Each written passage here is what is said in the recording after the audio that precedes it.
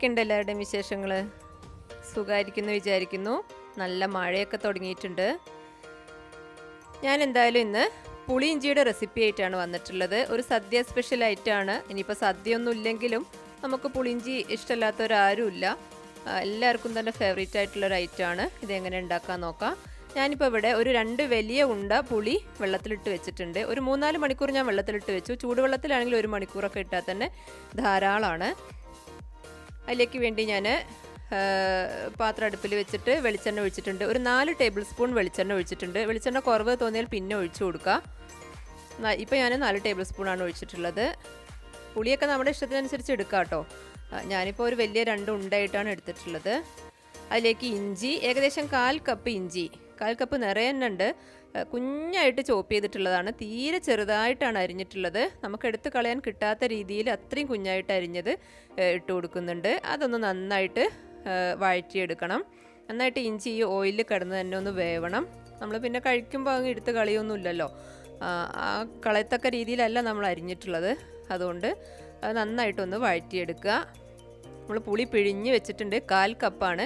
പരമാവധി വെള്ളം കുറച്ച് പിഴിയുക, എന്നാൽ പിന്നെ നമുക്ക് ഉണ്ടാക്കിയെടുക്കാൻ എളുപ്പമായിരിക്കും. വെള്ളം കൂടിയാൽ നമുക്കത് പിന്നെ വറ്റിച്ചെടുക്കണം. ഇതിലേക്ക് ഞാനൊരു 4 പച്ചമുളക് ചെറുതായിട്ട് അരിഞ്ഞതിട്ട് കൊടുക്കുന്നുണ്ട്. എരിവിനനുസരിച്ച് കൂട്ടുക കുറയ്ക്കുകയൊക്കെ ചെയ്യാൻ ഞാനിപ്പോൾ 4 എണ്ണമാണ് എടുത്തിട്ടുള്ളത്. പുളിയിഞ്ചിയിൽ എപ്പോഴും മുമ്പിൽ നിൽക്കുക പുളിയും അതുപോലെ മധുരമാണ്. അതിൻ്റെ കൂടെ ഞാൻ കറിവേപ്പില ഇട്ട് കൊടുക്കുന്നുണ്ട്. 2 തണ്ട് കറിവേപ്പില ഇട്ട് കൊടുത്തു. എല്ലാം കൂടി നന്നായിട്ട് വഴറ്റിയെടുക്കുക. പച്ചമുളക് വേവാകുമ്പോൾ അതിൻ്റെ കളറൊക്കെ ഒന്ന് മാറി ഒരു വൈറ്റ് കളർ പോലെ ഇങ്ങനെ വരും. ആ തൊലി പച്ച കളറുള്ള ഭാഗം ചെറുതായിട്ട് വൈറ്റ് കളറായി വരും. ഇഞ്ചി അത്യാവശ്യം ഒന്ന് വഴണ്ടി വന്നതിന് ശേഷം മാത്രം പച്ചമുളക് ഇട്ട് കൊടുത്താൽ മതി, ഒരുമിച്ചിട്ട് കൊടുക്കണ്ട. നന്നായിട്ട് അതിൽ വഴറ്റിയെടുത്ത് ഒരുവിധം നന്നായിട്ട് വേവാകുമ്പോൾ വേണം നമ്മൾ പുളിവെള്ളം അതിലേക്ക് ഒഴിച്ചു കൊടുക്കാൻ. പുളി ഓരോരുത്തരുടെ ഇഷ്ടത്തിനനുസരിച്ച് എടുക്കാം. ഞാനിപ്പോൾ കുറച്ചധികം ഒരു 2 കപ്പ് തന്നെ ഉണ്ട്. നല്ല കുറുകിയായിട്ടാണ് ഇത്, കണ്ടാൽ തന്നെ അറിയാം നല്ല കുറുകിയാണ് ഇരിക്കുന്നത്. കുറച്ചധികം വെള്ളം ഒഴിച്ചിട്ട് പിഴിഞ്ഞാലും കുഴപ്പമൊന്നുമില്ല. പക്ഷെ നമ്മൾ കുറേ സമയം ഇങ്ങനെ തീ കത്തിച്ച് വറ്റിച്ചെടുക്കണം. പുളിയിഞ്ചി കുറച്ച് കട്ടിയായിട്ടാണല്ലോ ഇരിക്കുക. അങ്ങനെ നമ്മൾ അച്ചാർ രൂപത്തിൽ കുറുകിയാണ് ഇരിക്കുക. അപ്പോൾ അതിനനുസരിച്ച് ആവണമെന്നുണ്ടെങ്കിൽ നമ്മൾ കുറേ സമയം തീ കത്തിക്കണം. ഇതിപ്പോൾ നല്ല കുറുകിയ ഇതാണ്, പുളിവെള്ളമാണ്. അതിലേക്ക് ഞാൻ ഒരു 3/4 ടീസ്പൂൺ മുളക് പൊടി ഇട്ട് കൊടുക്കുന്നുണ്ട്. മുളക് പൊടി ഒരുപാടൊന്നും ഇടണം എന്നില്ല, കാരണം പച്ചമുളക് ഉണ്ട്, ഇഞ്ചി ഉണ്ട്, പിന്നെ ഒരുപാട് മുളക് പൊടി വേണമെന്നില്ല. ഞാനൊരു 3/4 ടീസ്പൂൺ ഇട്ടിട്ടുണ്ട്.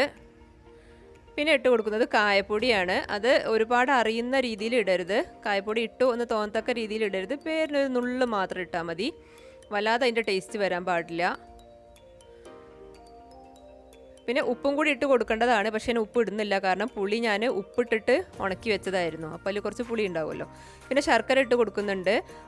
അതും നമ്മുടെ ഇഷ്ടമാണ് ഏകദേശം എങ്ങനെ വേണം എന്നുള്ളത്. ഞാനിപ്പോൾ ഇവിടെ വലിയ 3 ശർക്കരയാണ് ഇട്ട് കൊടുക്കുന്നത്. 3 എണ്ണം ഇട്ട് കൊടുത്തു.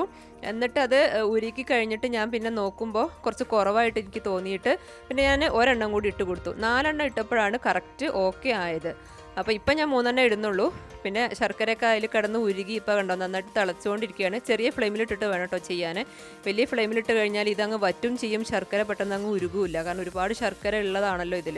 കാരണം പുളീനേക്കാൾ മുമ്പിൽ ഒരനക്കം മുമ്പിൽ നിൽക്കുന്നത് ശർക്കരയായിരിക്കും.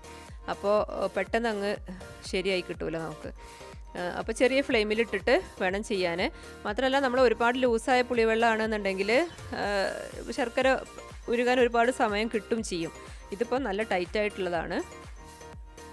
അപ്പോൾ ഇതാകണ്ടോ ഏകദേശം പുളിയിഞ്ചി ഓക്കെ ആയിട്ടുണ്ട്, റെഡി ആയിട്ടുണ്ട്. ശർക്കരയൊക്കെ ഉരുകി. അതിനിടയ്ക്ക് ഞാൻ ഒരു ശർക്കരയും കൂടി ഇട്ട് കൊടുത്തിട്ടുണ്ട്. ടോട്ടൽ 4 എണ്ണം കേട്ടോ. സാധാരണ ശർക്കരേനേക്കാളും കുറച്ച് വലിയൊരു ടൈപ്പാണിത്. സാധാരണ ശർക്കരയാണെങ്കിൽ ഒരു 6 എണ്ണമൊക്കെ ഇട്ട് കൊടുക്കേണ്ടി വരും.